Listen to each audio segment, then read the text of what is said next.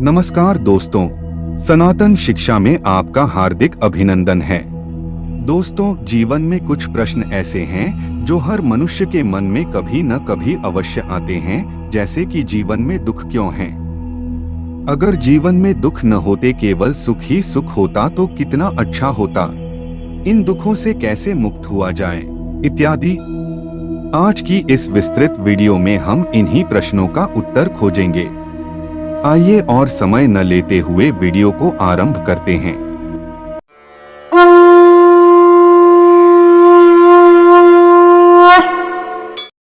सनातन धर्म के अनुसार दुख केवल शारीरिक पीड़ा नहीं, बल्कि मानसिक अशांति, आध्यात्मिक अज्ञान और जीवन की प्रतिकूल परिस्थितियों से उत्पन्न होने वाली गहरी असंतुष्टि है। इसे मुख्य रूप से त्रिताप यानी 3 प्रकार के कष्ट माना गया है: दैहिक, दैविक और भौतिक। शास्त्रों के अनुसार दुख का विस्तृत विवरण इस प्रकार है। दैहिक दुख शरीर से संबंधित पीड़ा जैसे रोग, बुढ़ापा और शारीरिक चोट आदि। दैविक दुख प्राकृतिक आपदाएं जैसे भूकंप, बाढ़ या सूखा, जिन पर मनुष्य का नियंत्रण नहीं होता। भौतिक दुख अन्य जीवों, मनुष्यों या सांसारिक परिस्थितियों से मिलने वाले कष्ट, जैसे शत्रुओं का भय, सामाजिक कलह आदि। दोस्तों, जीवन में दुख आने के मूल कारणों की विस्तृत चर्चा गीता में की गई है। आइए पहले उन कारणों को समझ लेते हैं। पहला कारण, कर्मों का फल। यह सनातन धर्म का सबसे महत्वपूर्ण सिद्धांत है। भगवद गीता अध्याय 4 श्लोक संख्या 17 में कहा गया है, कर्मणो ह्यपि बोद्धव्यं बोद्धव्यं च विकर्मणः। अर्थात कर्म, विकर्म और अकर्म को समझना आवश्यक है। हम जो भी कर्म करते हैं, अच्छा या बुरा, उसका फल अवश्य मिलता है। यह फल तुरंत भी मिल सकता है या अगले जन्म में भी मिल सकता है। आध्यात्मिक दृष्टिकोण से सुख दुख हमारे प्रारब्ध और पिछले कर्मों का परिणाम माने जाते हैं। जैसे कर्म होते हैं, वैसी ही परिस्थितियां जीवन में आती हैं। मन के विकार, काम, क्रोध, लोभ, मोह और मत्सर जैसे विकार मन को अशांत करते हैं और शांति छीन लेते हैं। उदाहरण, यदि हम किसी को दुख देते हैं तो भविष्य में हमें भी दुख का अनुभव हो सकता है। यदि हम किसी की मदद करते हैं तो भविष्य में हमें सहायता मिल सकती है। यही कारण है कि कई बार बिना किसी स्पष्ट कारण के भी दुख आ जाते हैं, क्योंकि वे पिछले कर्मों का परिणाम हो सकते हैं। दूसरा कारण है हमारा अज्ञान। सनातन धर्म के अनुसार अज्ञान दुख का सबसे बड़ा कारण है। वास्तविक स्वरूप को न जानना और नाशवान वस्तुओं में सुख ढूंढना दुख का कारण बनता है। अज्ञानता के कारण ही हम छोटी छोटी असफलताओं में भी बहुत दुखी हो जाते हैं। उपनिषद में कहा गया है, अविद्याया मंतरे वर्तमानाः स्वयं धीराः पंडितम मन्यमानाः। अर्थात जो व्यक्ति अज्ञान में रहता है वह स्वयं को बुद्धिमान समझता है, लेकिन वास्तव में वह दुख के चक्र में फंसा रहता है। उदाहरण, गलत निर्णय लेना, गलत लोगों पर विश्वास करना, गलत जीवन शैली अपनाना, ये सब अज्ञान के कारण होते हैं और अंत में दुख देते हैं। तीसरा कारण, आसक्ति यानी अटैचमेंट। ध्यायतो विषयान् पुंसः संगस्तेषु जायते, संगात् संजायते कामः कामात् क्रोधोऽभिजायते। भगवद गीता अध्याय 2 श्लोक संख्या 62 से 63। भगवान कृष्ण कहते हैं कि विषयों का चिंतन करने से आसक्ति पैदा होती है। आसक्ति से इच्छा और इच्छा पूरी न होने पर क्रोध आता है। क्रोध से सम्मोह और फिर अंत में बुद्धि का नाश हो जाता है। श्रीमद् भगवद गीता के अनुसार मनुष्य जितना अधिक मोह करता है, उसे उतना ही कष्ट भोगना पड़ता है। वस्तुओं या व्यक्तियों से अत्यधिक आसक्ति दुख का द्वार खोलता है। चौथा कारण, इच्छाएं और तृष्णा यानी डिजायर्स। भगवान कृष्ण के अनुसार दुख का मूल कारण हमारी अनंत इच्छाएं और तृष्णाएं हैं। जब हमारी उम्मीदें पूरी नहीं होती तो हमें कष्ट होता है। पांचवा कारण, समय और परिवर्तन। सनातन धर्म कहता है, इस संसार में सब कुछ परिवर्तनशील है। महाभारत में भी कहा गया है, कालो ही दुर्तिक्रम है, अर्थात समय को कोई नहीं रोक सकता। समय के साथ स्वास्थ्य बदलता है, रिश्ते बदलते हैं, परिस्थितियां बदलती हैं, और यही परिवर्तन कभी कभी दुख का कारण बनता है। छठा कारण, आत्मा और चरित्र की परीक्षा। कई बार अपने भक्तों की परीक्षा लेने के लिए भगवान भी परीक्षा लेते हैं, और इसी समय उनकी भक्ति और चरित्र की पहचान होती है। जैसे राजा हरिश्चंद्र ने सत्य के लिए अत्यधिक दुख सहन किए, मीराबाई ने भक्ति के मार्ग में अनेक कष्ट सहन किए, महाभारत में पांडवों ने वनवास सहा, अपमान सहा, युद्ध का सामना किया। उन्होंने ने कठिन परिस्थितियों में भी सत्य और धर्म का पालन किया। रामायण में श्री राम को 14 वर्ष का वनवास मिला, जबकि वे राजा बनने वाले थे। भगवान राम ने दुख और कठिनाइयों को धैर्य से सहा। उन्होंने कभी शिकायत नहीं की। उनके जीवन का संघर्ष ही उन्हें मर्यादा पुरुषोत्तम बनाता है। दोस्तों, आपके मन में यह प्रश्न आ रहा होगा कि क्या अच्छे लोगों के जीवन में भी दुख आते हैं? तो इसका उत्तर है हाँ, अवश्य आते हैं। सनातन धर्म के अनुसार दुख केवल बुरे लोगों को नहीं, बल्कि अच्छे लोगों को भी आते हैं। हम इन उदाहरणों से पहले से परिचित हैं, जैसे राजा हरिश्चंद्र ने सत्य के लिए अत्यधिक दुख सहन किए, पांडव धर्मपरायण होने के बावजूद वनवास और युद्ध झेला, मीराबाई ने भक्ति के मार्ग में अनेक कष्ट सहन किए, भगवान राम को 14 वर्ष का वनवास मिला, जबकि वे राजा बनने वाले थे।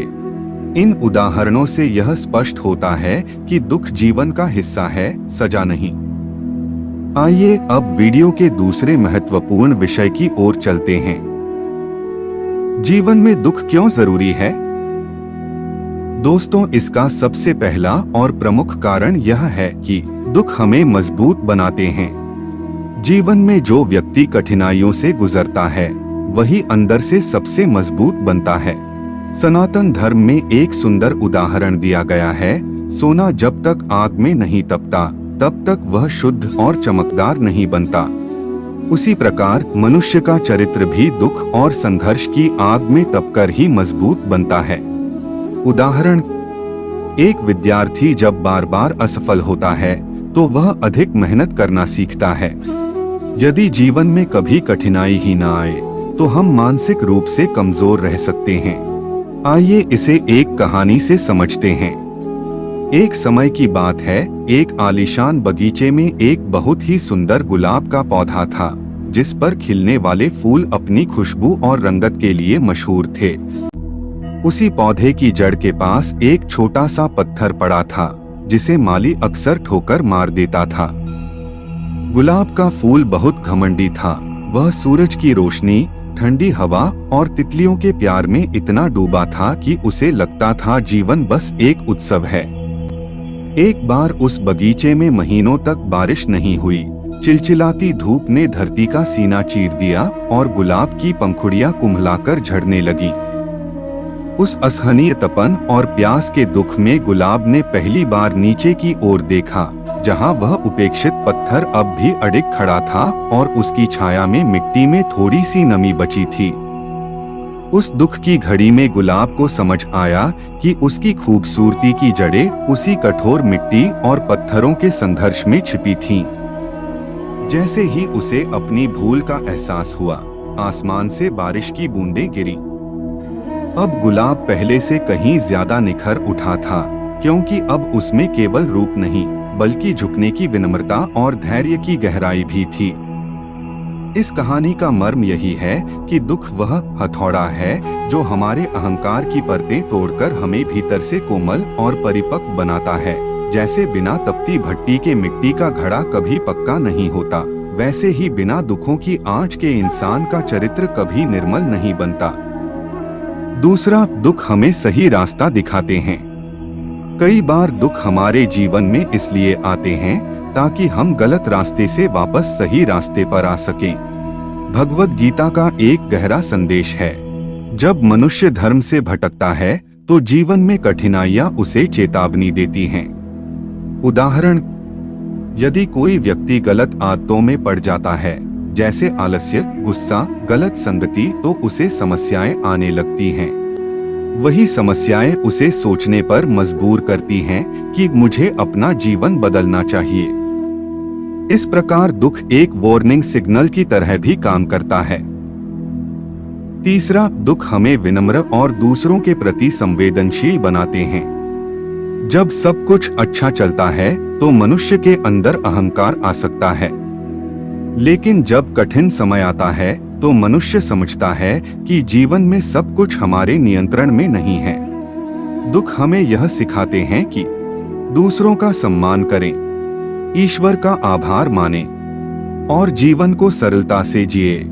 जिस व्यक्ति ने स्वयं दुख झेला होता है वह दूसरों के दर्द को अधिक अच्छी तरह समझ सकता है। उदाहरण, जिसने गरीबी देखी है वह गरीबों की मदद करने के लिए अधिक प्रेरित होता है।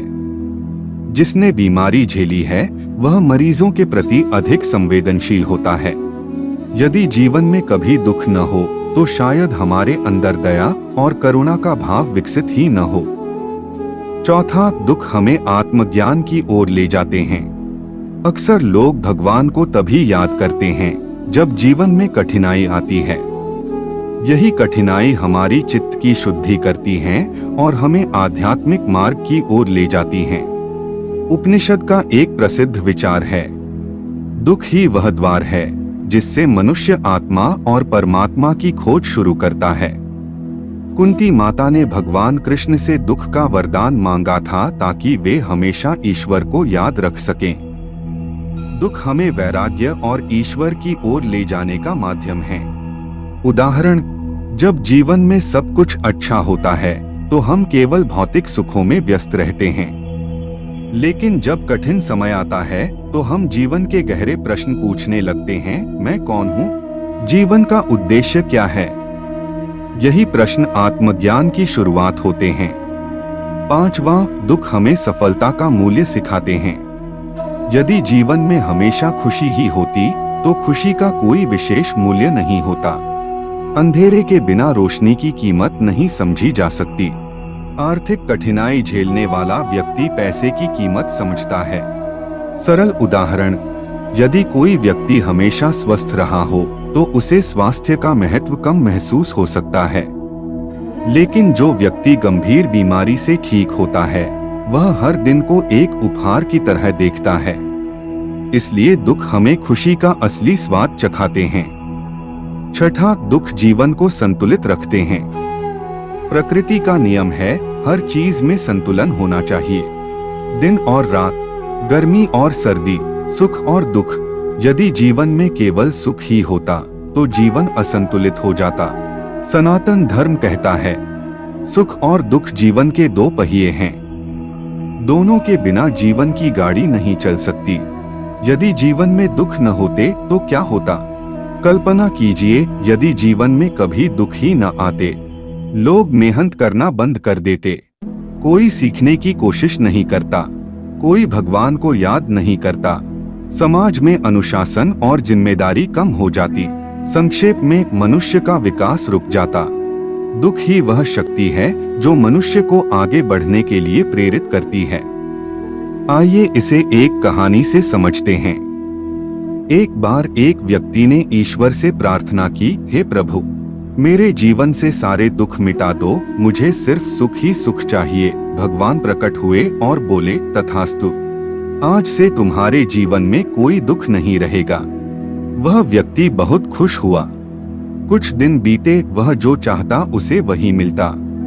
उसे कभी कोई असफलता नहीं मिली, न कोई बिछोह हुआ और न ही कोई शारीरिक कष्ट।